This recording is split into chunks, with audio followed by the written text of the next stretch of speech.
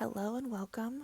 This is the How To Teacher on how to integrate Lucy Culkins into Classkick. So we all know that Classkick is an amazing app where everything is in one place. You can watch kids do things in real time and everything just saves automatically. So a lot of us will be teaching from home, which means we really can't be next to the children during their writing time. So here's a way that Lucy Culkins can be integrated into Classkick. The first thing you're going to need to do is you're going to need to log in to the Heinemann website, log in and access your resource. If you do teach Lucy Culkins, you should have access to this. Just reach out to your building admin, or if you have a building coach, and they can help you with this.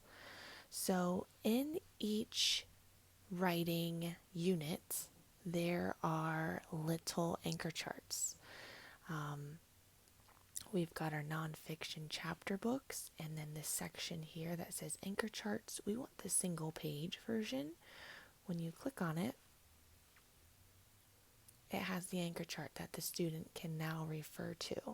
I'm going to screenshot this and put it into my Classkick, and after I screenshot, I just want to go ahead and crop it to the only part that I actually need. I'm going to move this guy over here so I can see. There we go. All right, so I'm done with that. Saving it to my photos. You can go ahead and do that with whatever unit you're teaching and get that anchor chart, have it ready for the kiddos to refer to anytime they open up Classkick for their writing. Now that you have access to your Heinemann units, we're going to go into Classkick, and you can see we've worked on chapter books, our nonfiction, all about writing, and some opinion writing while we were doing e-learning. For the opinion writing, I made sure that on the first slide was the anchor chart, because as soon as the students open up Classkick, it automatically just starts at slide number 1, and I want that first slide to be the anchor chart that they can refer back to. It's never going to get lost. It's always going to be there. During the opinion writing time, I just gave them a writing prompt that went with our book of the day for opinion writing. So we read a bunch of opinion books, picture books that had to do with, opinions, and I made the titles of every single one for every single day. Each day that the children started writing, we added another part of the anchor chart. So on day 1, they just wrote their opinion.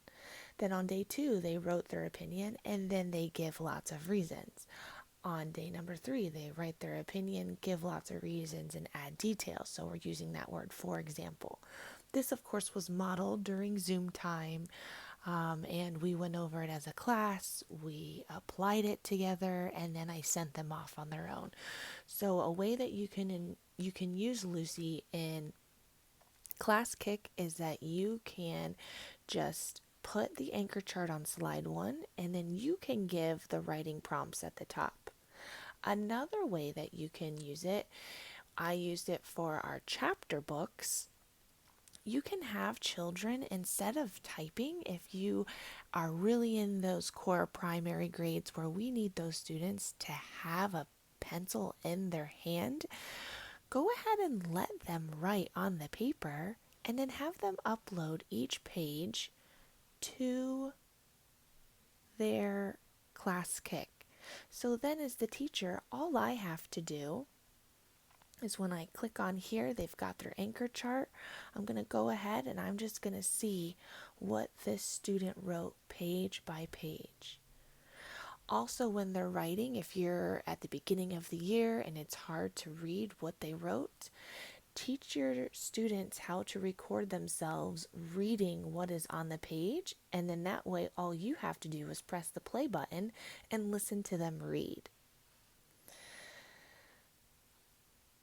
So again, we don't have to be typing. We can take a picture of our writing and upload it into Classkick to be able to see what they wrote.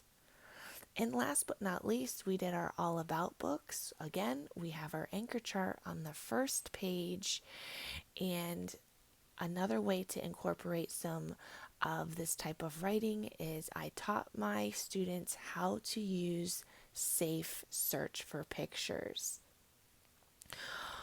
The students had to pick a topic. Obviously, they had to pick a topic that they knew all about, and then they had to think of at least 5 things that they knew. So they had to plan. So when I'm having students write with Lucy Culkins, we're not doing a page at a time, we're doing the sections at a time. So when my students were doing this, first they just planned a topic. Then the next day they thought of 5 headings that they were going to add to their writing. Then I taught them how to search for pictures, because we like to draw the pictures first. And then the last thing they did is they added their writing at the end. So I highly suggest you just do what Lucy says with the anchor charts. You take it part by part. They thought of a topic, then they planned for a day or two, and then they spent the next day or two writing the words. Students were able to do this about topic that they chose, and then it was Earth Day, and we practiced the same exact thing, doing the same exact strategies. If you're wondering how your kids can search safely on the internet for images, here's how you can teach them. We're going to go to Safe Search, which I know I saved right here, Safe Search for Kids. Here's the address in the top, so go ahead and save that. And when you come to the website, we're going to do Safe Images. As you could see, we were doing Earth Day. We just searched the word Earth, and I modeled how to do this, and then they did it all themselves at home. You look for a picture that you want. You do not copy the picture from this page. What you do is you touch the picture, you go to the site. Oops, I'm sorry. You go to the picture, you go to the site, and then what you do is you touch and hold, and then we just add to photos. Okay, so whenever you're looking for a picture, maybe we want a recycling picture, we'll scroll. If there's nothing on the first page, you can come down here and go to the next page, and this is the recycling picture that I want. I will touch the link down here, and there it is on the web page. I'll touch and hold, and I'll add to photos. A pro tip: when students are adding the photos to their camera roll, sometimes the photos might not be here at the end because maybe the photos were taken at a later date. Make sure you have your students search for their photos in albums and just have them go to recents, or have them go to screenshots and have them go to screenshots after they take the photo. Oh no, not screenshots, I'm sorry. Have them go to recents, my apologies. And they'll show up right there, what they most recently got. All right, so that is how we incorporate Lucy Culkins into the Classkick setting so we can see what our students are writing. When they are writing, as the teacher, just a little heads up, you can click on a student's writing and you can come up here to the hand, and you can give feedback. You can type a message, give them feedback, let them know how they did. Have a great day. Thank you for watching this video. Please visit our Instagram site at the How To Teacher. If you have any questions about this, you can drop them in the comments below. And have a great school year teaching.